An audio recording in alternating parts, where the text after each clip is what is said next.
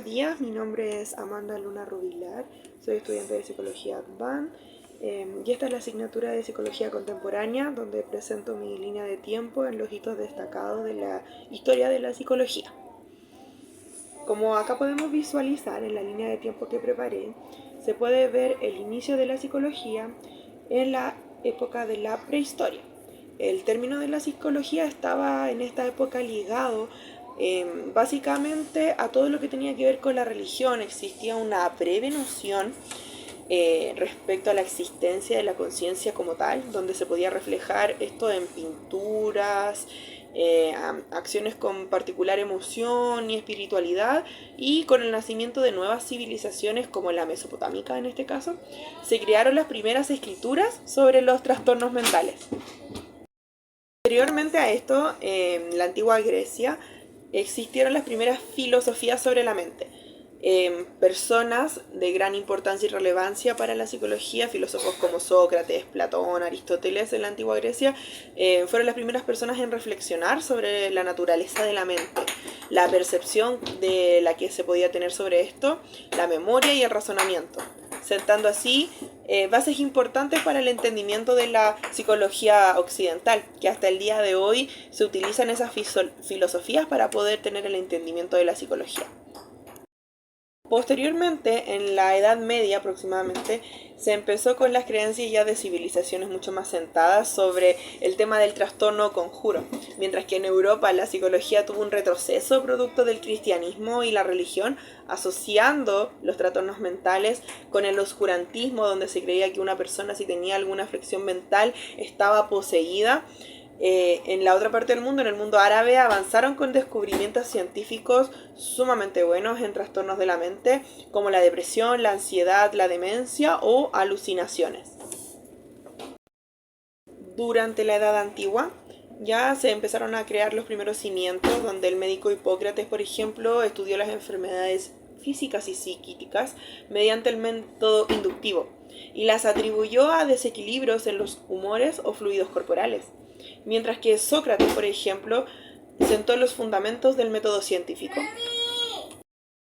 Y Platón concebía el cuerpo como el vehículo del alma, verdadera responsable de la conducta humana. En este caso, por ejemplo, en el antiguo Egipto, en la antigua Grecia, en la antigua Roma, diferentes personajes y filósofos de gran impacto e importancia en la psicología fueron sentando diferentes tipos de teoría que fueron marcando la psicología como la conocemos hasta el día de hoy. Luego, en la época del Renacimiento, existieron avances de importancia donde surgió el humanismo, creación de los primeros hospitales y asilos que albergaban a personas con algunos tipos de trastornos. Que estos en realidad eran estudiados en la época, pero eran consideradas como atractivo turístico y estaban expuestos al público para que las personas pudieran verlas como algo más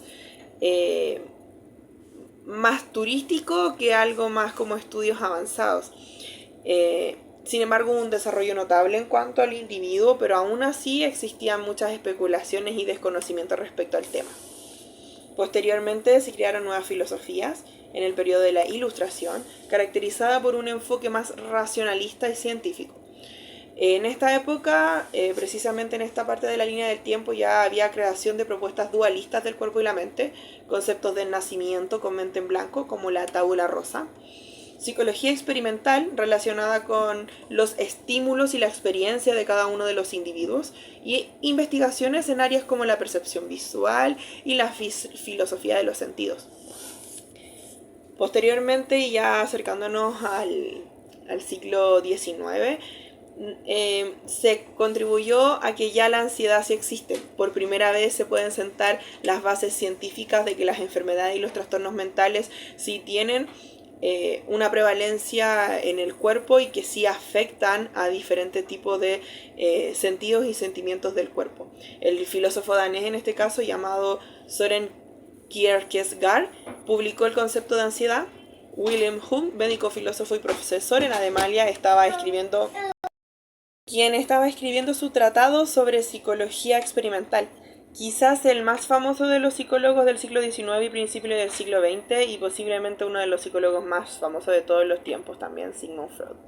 Por supuesto que en este caso este médico neurólogo austraquio de origen judío. Fue sin duda el padre del psicoanálisis y una de las figuras intelectuales del siglo XX, producto de todas las teorías que tenía en torno a la mente y a la psicología humana. Luego ya en el siglo XX hubo una fusión en Signa, en donde surgieron las principales corrientes teóricas de la psicología moderna.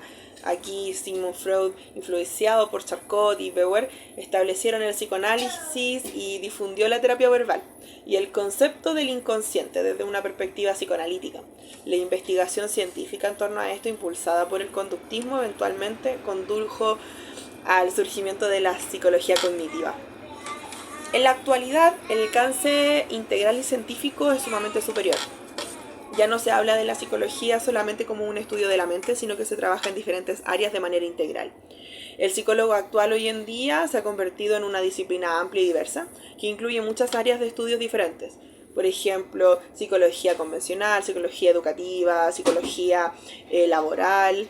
Y esto se ha convertido en una disciplina científica que ha evolucionado mucho desde sus orígenes en la filosofía. En la actualidad se ha desarrollado una concepción de la psicología en la que las neurociencias y la psicología cognitiva sirve para diferentes tipos de afecciones.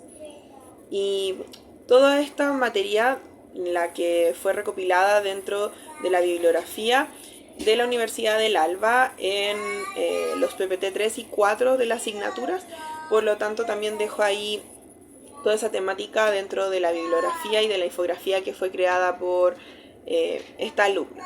Agradezco mucho la oportunidad y la instancia, y fue demasiado interesante poder crear esta línea de tiempo y poder aprender más sobre los hitos de la psicología. Muchas gracias.